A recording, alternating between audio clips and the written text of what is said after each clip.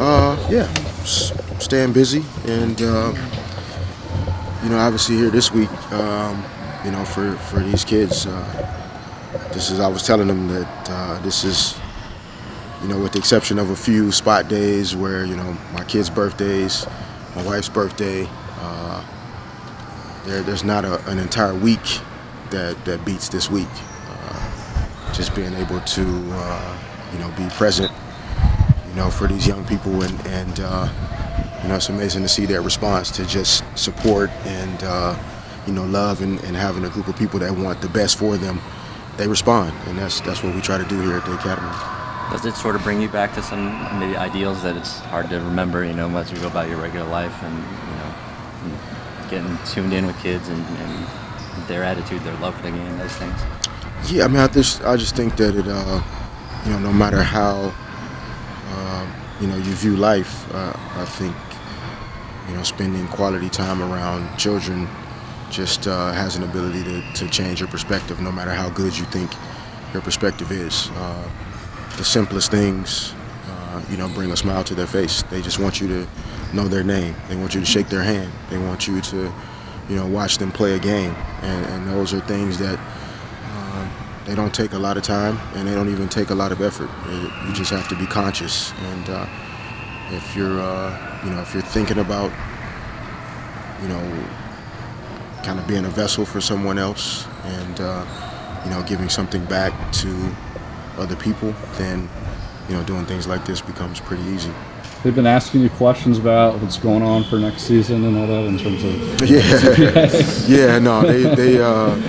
we have a question and answer session each week, and we definitely have to provide some censorship to some of the questions that that the kids put out. But yeah, I mean, they're curious, they're anxious. Most if not all are Lakers fans, and so rightfully so. They'd want to know, right, when and if the lockout's going to be over, if we're going to have a season. And so, I tell them, like I'm telling everybody else, I'm going to work as hard as I possibly can to, make sure basketball starts up again as soon as possible. But obviously in my role, my job is to get a deal done that works for the balance of our players, and that's why I've been elected. Have you had any repeat campers, and have you been able to see their progress year to year? Yeah, that's the best part about coming back each year. Unfortunately, we had we were fortunate enough to change over to this venue in terms of being here at Roybal. This has been amazing. The staff here has been great. The courts and the space that we have here is amazing. But last year and the first 2 years, we were normally a week before this. So we lost some of our repeat campers just going a week later.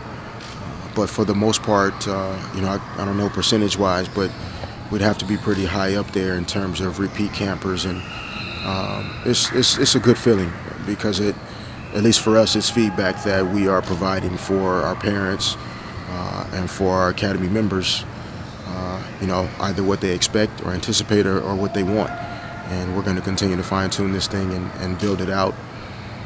But for now, we're as pleased as we possibly can be with the progress. How do you approach your camp? Something you put your name on? Yeah, no, that's why it was very important that we called it Derek Fisher Basketball Academy. Although there are, it's only, basketball is not rocket science, so it's still basketball camp theoretically, but teaching is a big part of what we do throughout the week. And that was the vision when I created it, to be an opportunity to teach not just basketball but life skills. And we had no idea what box we were opening up when we actually got started 3 years ago. And I'm proud to say we've been able to really impact some young people's lives in a very, very short time. And so that's the vision, and it'll continue to be the vision, to take an opportunity through basketball to teach young people how to be the best that they can be, regardless of what they ever do with the rest of their life. If they never pick up a basketball the rest of their life after this week, they've learned some things that are going to stick with them forever. So it's back to New York on Monday. this last month been as long as it seems like for us without any formal negotiations? It's yes, it's been long, but it's been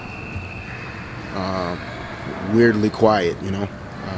To push as hard as we did in the month of June. To see if we could get a deal done prior to July 1st. It's essentially been crickets, since then, and so that's been an interesting dynamic. But in the PA office, we tried to continue to do our work and due diligence and keep our players informed and engaged, and helping them understand that we're still working and will work to get a deal done.